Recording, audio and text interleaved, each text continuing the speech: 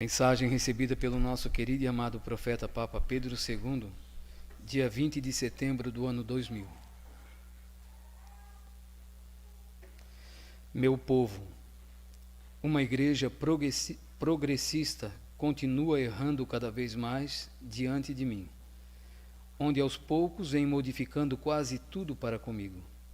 Querem tirar o direito sagrado, como vinha mantendo há alguns anos atrás, quando as freiras serviam-me com o máximo respeito com seus hábitos, e os sacerdotes a mesma coisa.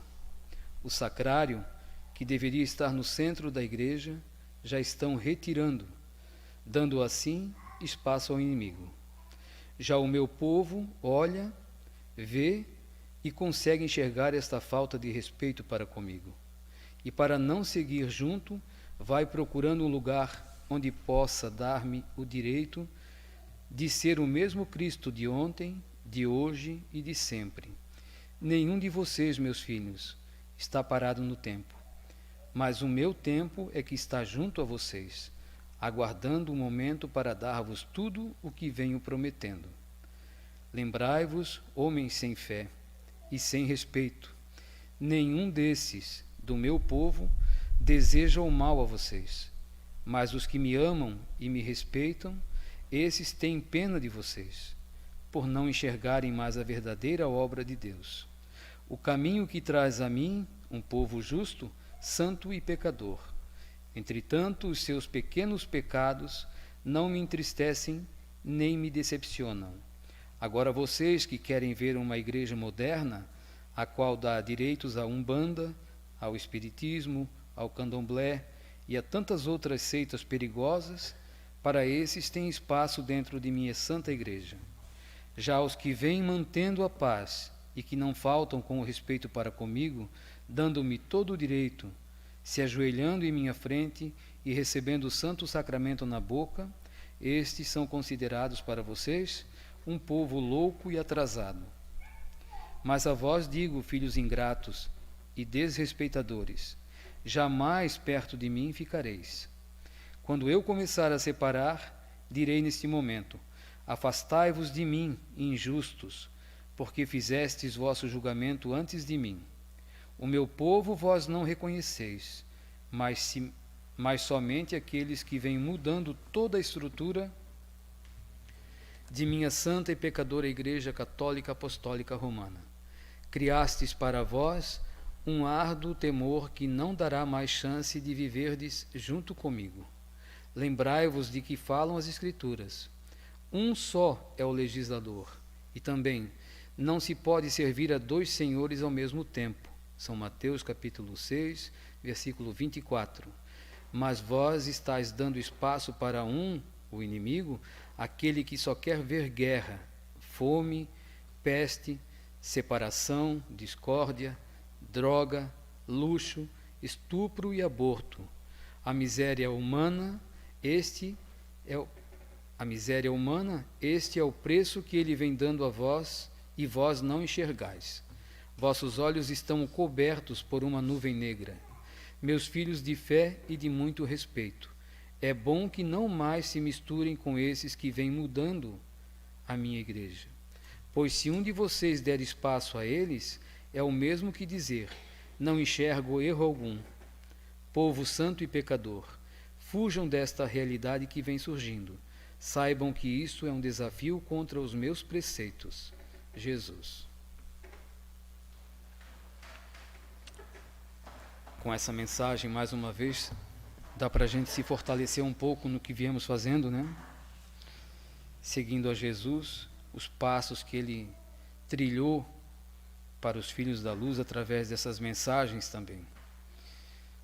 No programa foi falado tantos assuntos a gente puxa ali, né? Mas no finalzinho eu falei, nós temos esse manual em nossas mãos, que é esse livro, né? Tudo está aqui. Olha como Jesus vem nos fortalecendo através dessa mensagem. A igreja vem sendo mudada o tempo todo. A gente vê desafio dos próprios parentes da gente, né? Dizendo que o que tem participar lá. E olha o que Jesus diz, né? É o mesmo que dizer: não enxergo erro algum se vai participar lá, né? O erro está mais do que escancarado lá dentro. Onde hoje não tem mais nem o que a gente falar, porque está muito às claras, né? Mas Jesus puxou por um assunto aqui que diz, né?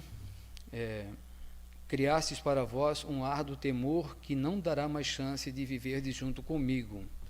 Para essas pessoas que têm medo de enfrentar a verdade. Como aquela passagem, não sei se é dos talentos ou como é que é aquela do... que deixou o dinheiro lá, né? E um enterrou com medo, né? Para ter a mesma quantia que quando o patrão voltasse. Ele disse, se sabes que sou duro, né? Naquilo que eu quero, por que não fizesse crescer e render aquilo que eu deixei em tuas mãos? Assim também é a palavra de Deus em nossas mãos. Se a gente achar que ficar, não, eu vou concordar com tudo porque eu quero paz, né? Eu quero viver em paz com todos. E depois Deus vai dizer, não foi assim que eu esperei de ti. Se fosse assim, se pensarmos dessa forma, né? Para que mandar então essas mensagens todas? Por que o profeta não engavetou tudo isso e ficou só para ele? Seria muito fácil, né? Não teria passado tanta tribulação como passou, tanto escárnio, tanto sofrimento. Assim é muito fácil de viver, mas Deus não quer isso de nós. Ele quer que a gente enfrente, que fale a verdade, que defenda-o. Uma outra mensagem que eu estava lendo aqui, ele fala, né, do profeta, que o profeta estava em São Paulo, sem os documentos, e viu um grupo de jovens lá falando mal de Jesus. A vontade dele foi de ir lá defender, né? Mas como ele estava sem os documentos naquele momento, ficou com medo. Mas Jesus estava vendo que a vontade dele era lá defender. E Jesus fala na mensagem, eu aceitei a tua defesa só em pensamento.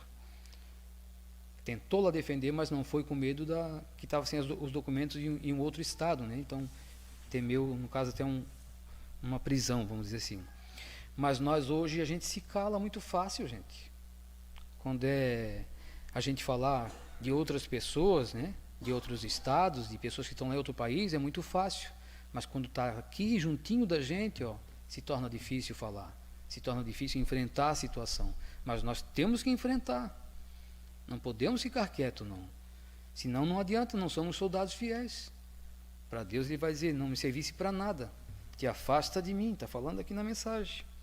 Afastai-vos de mim, injustos, porque fizestes vosso julgamento antes de mim. O julgamento aqui é o contrário agora, né? Do que eu estou falando. Não de acusar, não é nada disso, não. É de achar que não pode falar nada, né? Como a gente é julgado tantas vezes, assim, mas vocês são radicais, né? Vocês se intrometem onde não devem. Ninguém quer o mal de ninguém. Ele está falando nessa mensagem também, né? Os filhos da luz não querem o mal de vocês. A gente quer o bem, mas a gente tem pena. Então vá lá e fala, por amor. A repreensão que a gente fala, que eu vivo falando, né? Para os meus sobrinhos, para os meus filhos, para os meus irmãos, às vezes eu falo também, mas os meus amigos, a repreensão que a gente fala não é julgando a pessoa, é porque a gente ama e quer o bem. Deus sabe do íntimo de cada um, Ele sabe que não é um julgamento acusando as pessoas, não. É para que as pessoas não permaneçam naquele erro, que não continuem ou que nem entrem naquele erro, né? Então a gente tem esse dever de falar. Senão não adianta nada o que a gente aprendeu até hoje. Se é para ficar quietinho no meu canto, eu também podia estar muito bem sossegado no meu canto, cuidando só da minha família, meus filhos. São 4 filhos, a minha esposa. Que incômodo que eu teria, né? Mas não, eu abracei essa causa. Quando a gente abraçou junto, porque Jesus fala nas mensagens também. Quando eu te chamei, meu filho, eu chamei teus filhos juntos. Não foi só o pai que foi chamado, não. Os filhos vieram junto nessa luta. Tanto que quando viemos de Joinville para cá, bastou falar uma vez só, Deus tocou no nosso coração também. Então, como podemos hoje voltar atrás? Como que podemos deixar uma obra desse tamanho, um santuário desse tamanho ao léu, né? Cuide quem quiser. Aí é fácil. Quem é que administra a obra lá? É o José Roberto, a parte financeira, a parte administrativa. É o José Roberto. O que ele faz? Nada. Está na casa dele lá, brincando, viajando o tempo todo, não cuida de nada. Aí seria fácil assim. Mas a gente cuida com carinho, né? O telefone meu é o tempo todo as pessoas pedindo opinião, pedindo conselho, a gente vai falando aquilo que sabe, aquilo que tem liberdade de falar, que as pessoas dão liberdade, né? Hoje, ainda falando com uma moça lá no Pará, ela me contou um pouco dos sonhos dela. Depois, no sonho dela, o pai veio e disse que eu tinha que explicar o sonho. eu era um decifrador de sonhos, né? Mas eu disse para ela, o sonho que tu me passasse, o que eu entendi é esse. E ela aceitou, né? Da forma que eu entendi lá, e eu acho que era o mais correto mesmo. Então, as pessoas hoje, né, com a graça de Deus, estão sendo alertadas o tempo todo. Ninguém é mais bobo, não. Ninguém mais está na inocência. Nós estamos vendo um lado aí político que estão tentando nos calar de todos os modos, né? Hoje também eu vi através da internet aí um bispo se levantando agora, né, defendendo a igreja. Ele diz que quando Deus falou, ele não deixou os recados dele aqui na terra, para os apóstolos, né, para os profetas, e disse, é dessa forma, mas se quiserem fazer diferente, pode fazer. Não é assim. É dessa forma e é dessa forma. Não é ser radical, não é a palavra de Deus, é uma só. Ele diz, não está aqui também, ó. Não podemos servir a dois senhores. Agradar a Deus e agradar aqui ao ser humano. É fácil. E geralmente, quando a gente está agradando a Deus, desagrada o homem, né? Ninguém não, mas uma boa parte não quer seguir aquilo que Deus deixou como exemplo para a gente seguir. Então nós não podemos nos calar, falar a verdade sempre. Não vamos dizer assim, doa quem doer, mas aqueles que não gostarem, vamos fazer o que? A palavra de Deus, nós não podemos anular as palavras dele. Se está aqui nesse livrão, se está na Sagrada Escritura, mas se está nesse livrão que nós temos hoje como nosso guia, aqui nessa obra, Palavra Viva de Deus, eu não posso passar por cima, porque eu tenho um filho que cometeu esse erro, que está aqui falando, porque a minha esposa comete esse erro, porque a mulher, então, porque o marido comete esse tipo de erro, então eu vou me calar? Eu não posso, eu tenho que falar. As pessoas que vão se endireitar, não o livro vai ser mudado, não a palavra de Deus tem que ser mudada, não. O ser humano que está cometendo esse erro tem que mudar. Ele que enxerga a verdade e mude. Não somos nós que temos que acompanhar o erro. Nós temos que tirar esse erro. Banir esse tipo de erro no nosso meio. Não dá para aceitar, né? Uma outra mensagem, Jesus diz, é inevitável. Os pecados e os erros é inevitável. Mas permanecer no pecado e no erro é gravíssimo, daí ele diz, né? Na mensagem está falando. Não tem como a gente escapar de um erro, de um pecado, é difícil, né? Porque nós somos humanos, mas permanecer naquele erro, se eu não percebi que aquilo é um erro, e eu não tenho a humildade de aceitar um irmão meu, um amigo meu que me chamou a atenção, eu vou permanecer naquele erro? Aí se torna grave, né? Quando eu não tenho conhecimento é uma coisa, mas se eu fui alertado que aquilo que eu estou fazendo é um erro e é grave, principalmente se é um erro mortal, trocar Jesus por uma mulher ou trocar Jesus por um homem, que tipo de pessoas são essas, né? E aí eu tenho que concordar com isso? Eu tenho que andar nesse erro junto? Não, eu não sou obrigado. Ele está falando aqui, ó, meus filhos de fé e de muito respeito, é bom que não mais se misturem com esses que vêm mudando a minha igreja. Pois se um de vocês der espaço a eles, é o mesmo que dizer, não enxergo erro algum. A minha igreja, nós somos igreja de Deus. Meu corpo é uma igreja, um templo de Deus, né? E as pessoas estão mudando. Hoje a igreja tem uma grande parcela de culpa em tudo isso também, porque não fala nada, aceita os erros. Uma pessoa também me pediu conselho se podia, já vive junto com o marido, né? E se podia casar lá fora. Eu disse para ela, se a igreja que você frequenta, o padre está de frente para o altar, o padre celebra a missa, né, de frente para o altar, para o Santíssimo, se o sacrário está no centro, se é só o padre que dá a Santa Hóstia, se as pessoas dentro da igreja têm respeito assim, nada disso tem. Então como? Não é nem para frequentar um lugar desse, ele está falando aqui. E ela diz que participa da obra, disse, mas então, depois, essa mesma pessoa, né, não é que eu estou para servir de exemplo para todos, né? Ela diz que sonhou com o pai, e o pai, ela via o pai falando, mas ela não entendia nada do que o pai falava.